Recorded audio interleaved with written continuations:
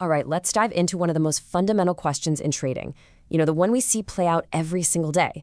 And honestly, getting this is a complete game changer. Seriously, think about it for a second. You spot that perfect setup, price just takes off from a key level, and you're kicking yourself thinking, I missed it. But then what happens? Hours, maybe even days later, it comes right back to where it started. So why? It feels totally random, but I promise you, it is anything but.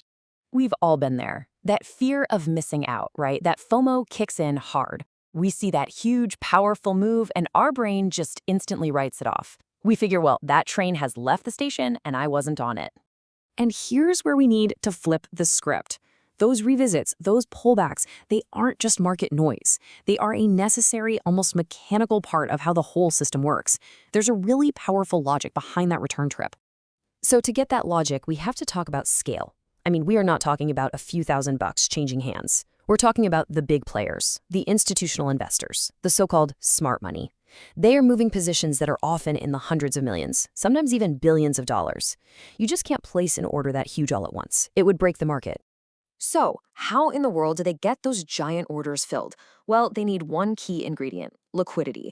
The easiest way to think about liquidity is just the giant pool of buy and sell orders that are just sitting there, waiting at any given price. For an institution, that pool is the fuel they absolutely need to get into or out of the market without causing a massive price spike. And this right here, this is the big secret. Because their orders are just so enormous, institutions almost never fill their entire position in one single move. That first big launch you see away from a level, that's often just a tiny fraction of what they actually want to buy or sell. The rest of their order is just left behind. It's like unfinished business. I love this analogy because it makes it so clear. Imagine price is a delivery truck.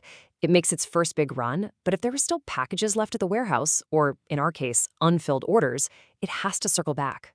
That return trip isn't a mistake or a failure. It's literally part of the job description.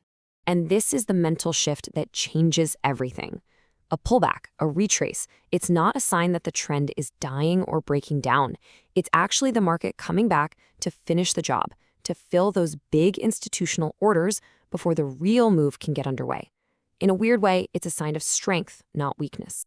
So once you get this, you realize there are two completely different ways of looking at the market.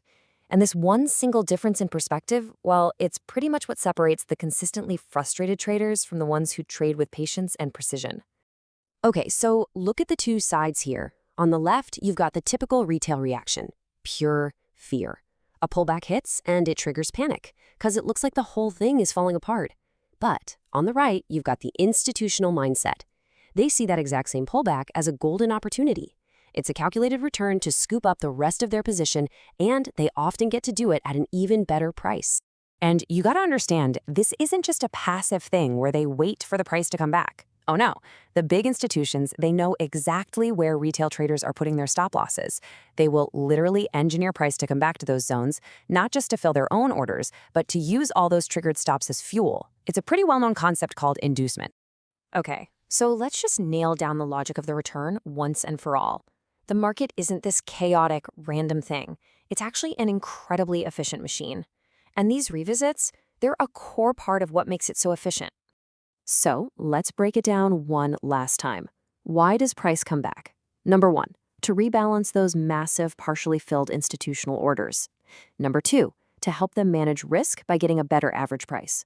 3, to grab the liquidity needed to actually power the next big move.